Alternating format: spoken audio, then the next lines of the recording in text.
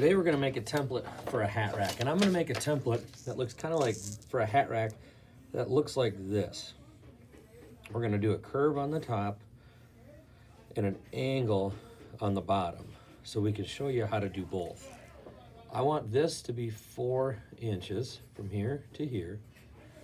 This is going to be 22 inches, and the overall height is going to be 6 inches. And I may not like this, but that's okay. We can always redo it, change things if we don't like it. So here's what I need to do. I need to get 2 pieces of computer paper, and I'm going to tape them together right down the middle.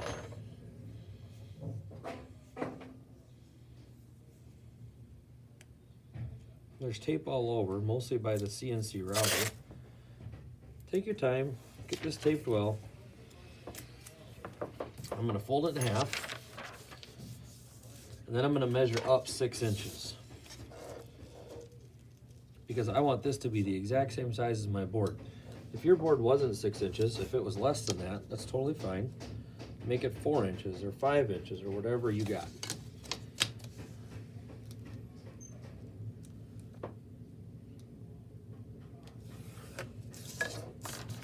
Then I'm going to cut this right on the line. Take your time. I'm doing this kind of quickly so you can get to working on it. So now this is exactly the 6 by 22 size. So this is the overall size if this was a rectangle, and that's the size of the board that you're probably going to start with. Now what I need to do is measure down or up my inch on each side. So I'm up and down an inch, so I have that center at 4. And you know what? You might draw this and realize I want the center to be skinnier. That's totally fine. That's why we do this. If you don't like it, you're wasting 3 cents of paper instead of a whole board. And this takes such little time to actually do.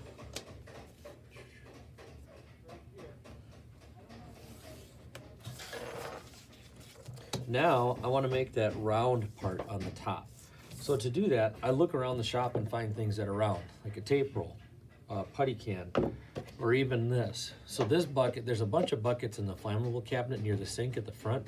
You're welcome to grab anything out of there. So all I'm going to do with this big old bucket is line it up at the top and then trace it. And you may even want to go bigger. You could take the 5-gallon bucket that's underneath of it. And then down here, we talked about wanting it to be an angle. Think of like the Superman look. I'm just going to make this the same. So that comes in 2.5 inches. So I'm going to put a mark here at 2.5.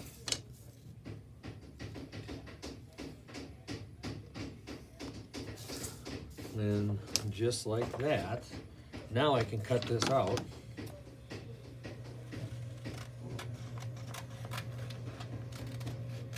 This works with a variety of shapes. It doesn't have to be just this. You could do an hourglass shape. You can even do a canoe paddle, which I'll show you here in a second how I would do a canoe paddle.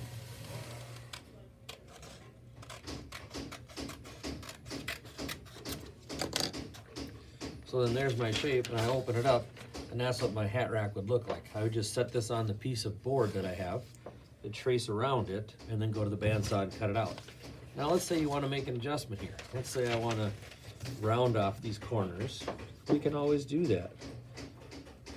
So I can do that, and then cut this.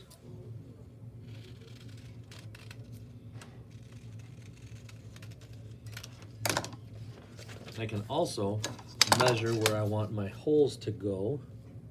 So I'm going to go right in the middle, and I want to go in 4 inches or 3 inches, let's say. And then all you got to do is poke a hole in there. Now I know where my pegs are going to go. So if you like the template after your first shot, use it.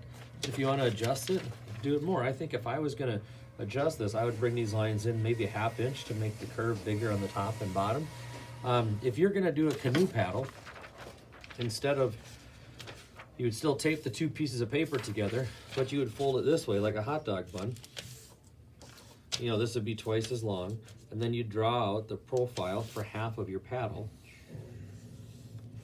And then when you cut this, you open it up, and then you'd have your canoe paddle. So Be smart about this. If you've got questions, ask, but use paper, tape, and pencils. It's a really easy way to start a template and get a template that looks really good. And then also, we can use this on our board. Please don't tape this to your board, trace this onto your board.